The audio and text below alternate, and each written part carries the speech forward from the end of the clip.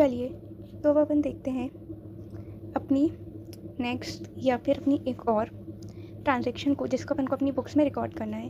तो अब जो रोहित है उसने गुड्स परचेज़ किए हैं सुमित ट्रेडर से 55,000 के।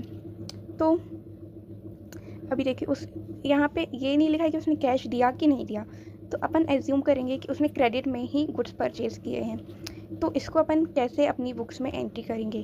तो देखिए, अब अपन गुड्स का एक कॉलम और बना लेंगे जिसमें अपन लिखेंगे कि अपने पास 55,000 के गुड्स हैं, और उसकी जो दूसरी इफ़ेक्ट होगा वो अपन लाइबिलिटी में देंगे कि आपके पास 55,000 की लाइबिलिटी खड़ी है जिसको आपको बाद में पे करना है। अब यही 55,000 अगर वो कैश दे देता तो आप कैश से कम कर देते, वो चेक दे देता तो आप बैंक से कम कर देते, पर उसने अभी दिया नहीं है, वो फ्यूचर में देगा, तो उसकी लाइबिलिटी टू पे आएगी फ्यूचर में, इसलिए उसकी लाइबिलिटी खड़ी हो गई है 55,000 की। अब एक लास्ट ट्रांजेक्शन देखिए, अब जो गुड्स उसके पास थे वो 25,000 के गुड्स उसने 35,000 में सोल्ड कर दिए, ठीक है। तो इसकी एंट्री क्या आएगी? अब यहाँ पे भी देखिए सेल की है उसको, तो ये तो नहीं दिया कि उसने अभी कैश ले लिया है, मतलब उसने भी क्रेडिट में सेल किया है, अभी उसने गुड्स दे दिए हैं, कैश वो बाद में लेगा। तो इसकी एंट्री क्या होगी? आपके पास जो स्टॉक है उससे 25,000 कम हो जाएंगे। जो आपने इससे पहले 55,000 के स्टॉक खरीदे उससे 25,000 कम हो गए अपने, क्योंकि वो सोल्ड हो गए, ठीक है। फिर आपके पास एक डेटर खड़ा हो गया 35,000 का जो आपको लेने हैं, और जो इसमें से 10,000 का आपका प्रॉफिट हुआ है वो आपकी कैपिटल में ऐड हो गया।